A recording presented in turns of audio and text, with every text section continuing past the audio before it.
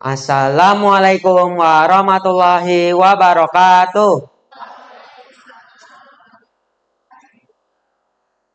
Bapak Ibu udah sarapan belum?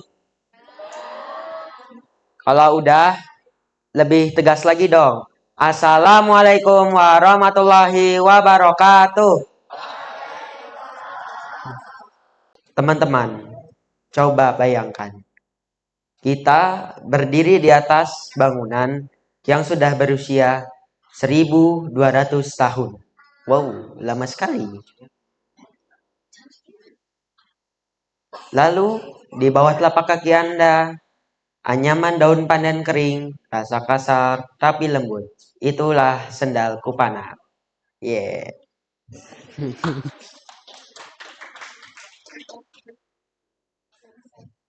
Angin pagi menyapu wajah saya, membawa aroma tanah vulkanik dan dupa dari kejauhan.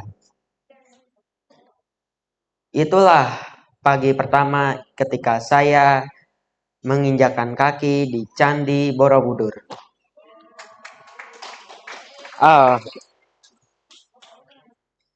Inilah bangunan yang sudah berusia 1200 tahun. Saya kira liburan ini akan sama seperti tahun sebelumnya.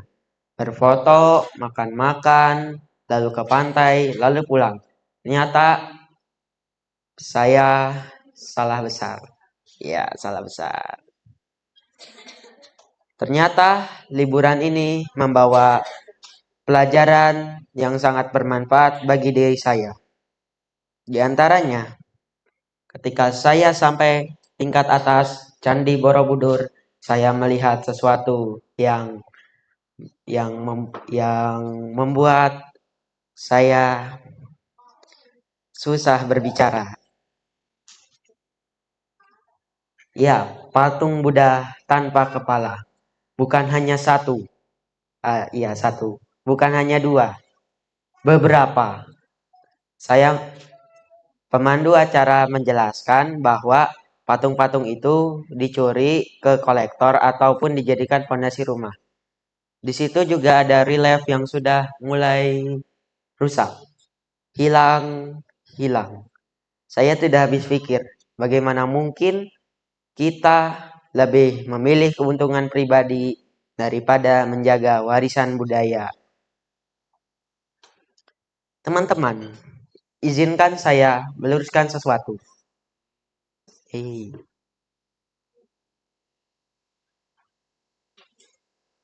Bahwa liburan bukan hanya tentang tanpa kerjaan dan kita tidak ada kelas ketika liburan. Salah itu. Liburan adalah kelas tanpa dinding. Kalau sebelumnya kita diajar oleh guru, sekarang ketika liburan kita diajarkan oleh alam. Jadi izinkan saya untuk menyampaikan sejarah Borobudur dan sedikit edukasi tentang candi ini. Candi Borobudur dibangun pada abad ke-7, lebih tepatnya pada tahun 750 Masehi. Yang dimana candi ini dibangun oleh Raja Samaratunga dari dinasti Shailendra. Candi ini diperkirakan selesai pada tahun 825 Masehi. Yang dimana candi ini dibangun untuk keperluan ibadah umat Buddha. Namun, pada abad ke-10 Masehi, wilayah Borobudur mulai ditinggalkan. Mengapa? Ada dua faktor. Yang pertama, erupsi Gunung Merapi. Dikarenakan candi ini dibangun di tempat di kaki gunung lah bahasanya, maka sangat mudah untuk terkena abu vulkanik. Dan orang-orang zaman dulu mempercayai bahwa tempat atau benda yang terkena musibah atau lebih tepatnya bencana itu mistis. jadi dianggap terkutuk. Yang faktor kedua, dikarenakan kerajaan Mataram kuno memindahkan pusat kekuasaannya ke Jawa Timur yang sebelumnya berada di Jawa Tengah. Lalu Candi Borobudur terkubur selama berabad-abad. Lalu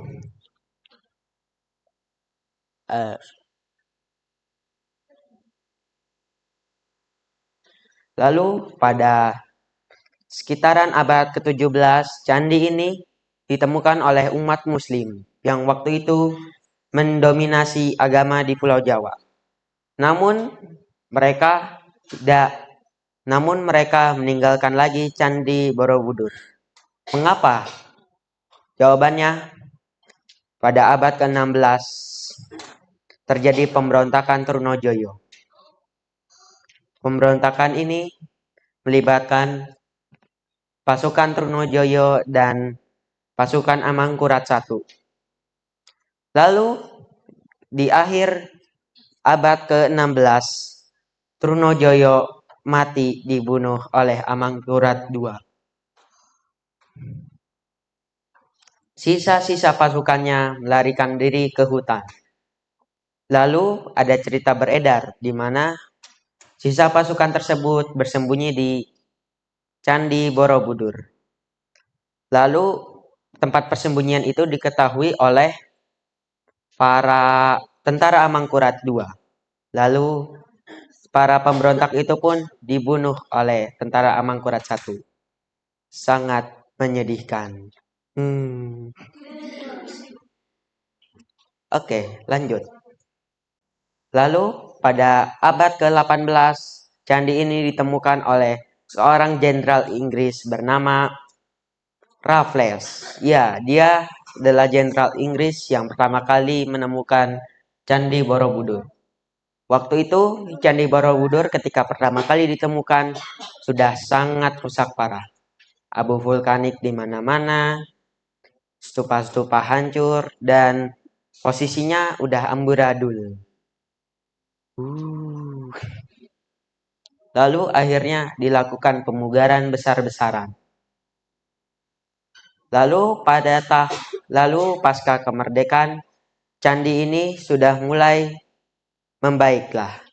Namun candi ini masih belum terlalu banyak dikenal oleh orang-orang. Ya, itu deh. Lalu pada zaman Orde Baru, Presiden Indonesia mengajukan permintaan kepada UNESCO untuk membantu melakukan perbaikan besar-besaran untuk Candi Borobudur. Di mana perbaikan itu mencakupi memperbaiki candi, memperluas wilayah, lalu pada tahun 1983 Candi Borobudur diresmikan oleh UNESCO sebagai situs warisan dunia. Jadi bukan 7 keajaiban dunia ya Bapak Ibu. Oke.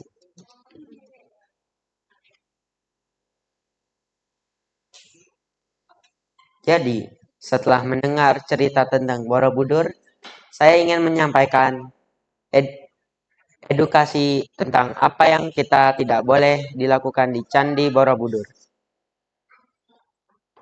Yang pertama, kita tidak boleh menaiki stupa candi.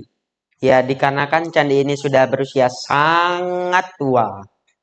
Takutnya stupanya roboh.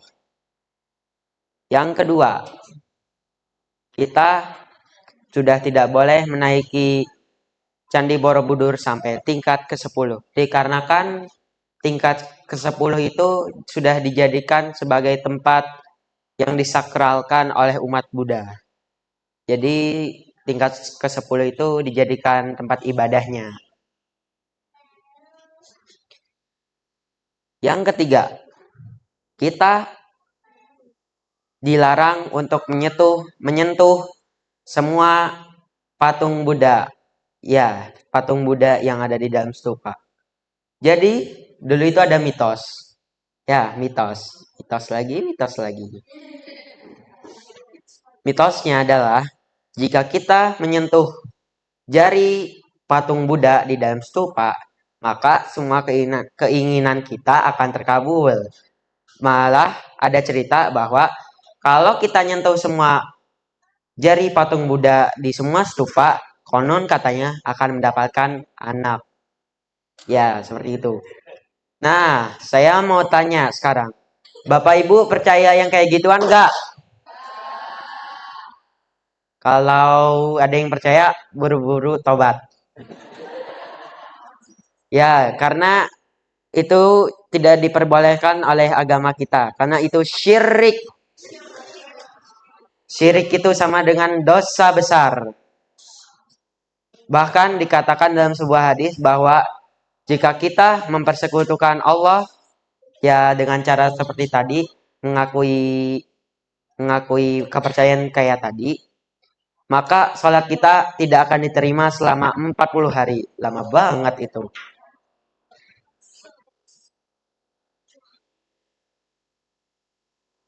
Oke. Jadi ada satu fakta lagi tentang Candi Borobudur. Iya, saya dapat kata-kata dari pemandu acara bahwa sejarah itu misterius. Ya, sangat misterius. Karena kita kalau hidup di zaman itu mah kita nggak misterius atuh.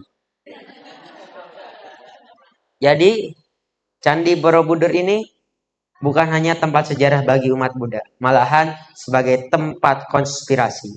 Ada yang bilang ini dibangun oleh alien lah, malahan ada yang bilang candi ini dibangun dengan putih telur. Putih telur, ya putih telur. Tapi ada satu yang paling unik, yaitu Candi Borobudur adalah kerajaan Nabi Sulaiman. Aduh, teori dari mana lagi?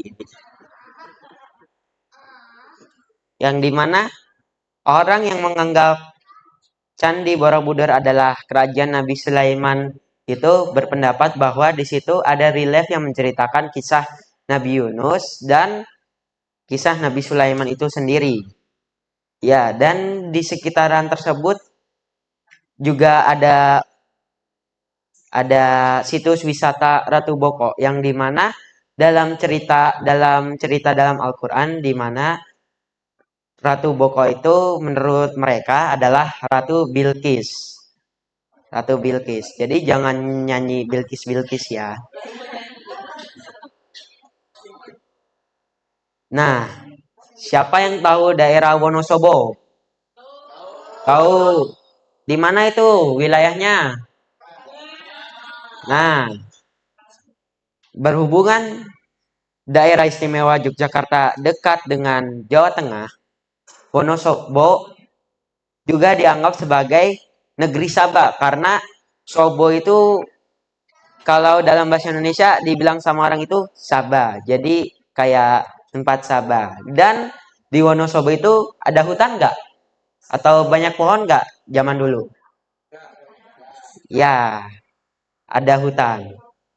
Makanya orang ini menganggap bahwa kalau kerajaan Nabi Sulaiman itu ada di Indonesia dan kerajaannya adalah Candi Borobudur.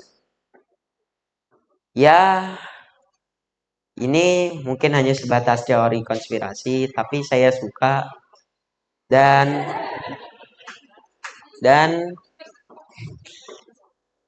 ya sesuai kepercayaan masing-masing aja. Hanya mengingatkan bahwa sejarah itu misterius dan ada banyak versi. Dan wallahu alam. Wallahu alam. Oke, sebelum saya tutup, saya ingin menyampaikan quotes dari presiden keempat kita, yaitu Abdurrahman Wahid atau Gus Dur. Jika perbedaan adalah rahmat, kenapa manusia di negeri ini berebut untuk membencinya? Hey.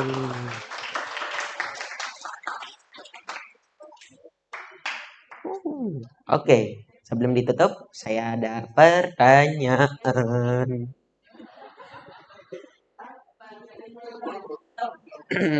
Candi Borobudur dibangun pada tahun berapa?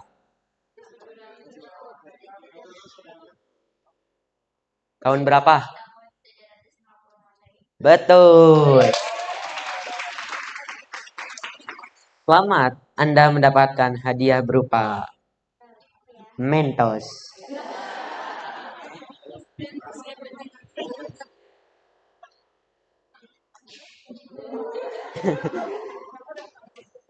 Oke, saya masih ada 2 pertanyaan lagi. Siapa, kerajaan apa dan rajanya siapa yang membangun Candi Borobudur?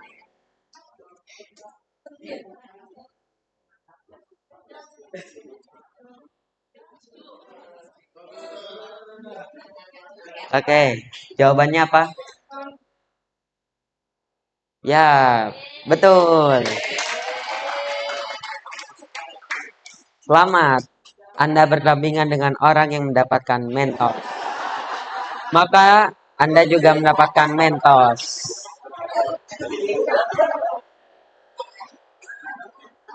Satu pertanyaan lagi.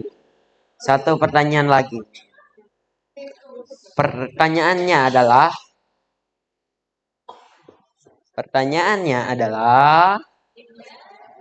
jeng jeng jeng jeng jeng jeng jeng jeng jeng jeng.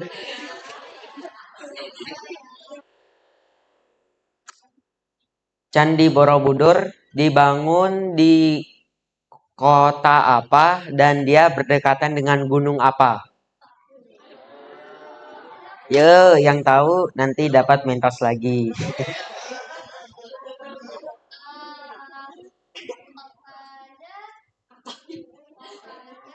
Kotanya.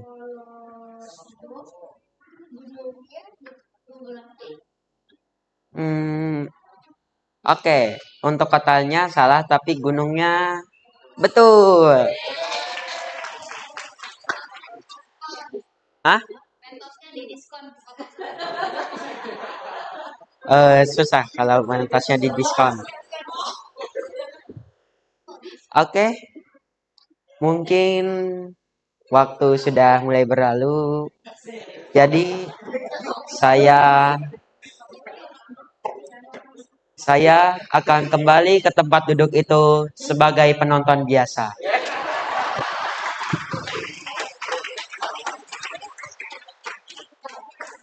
Jadi, matur nuwun. Wassalamualaikum warahmatullahi wabarakatuh.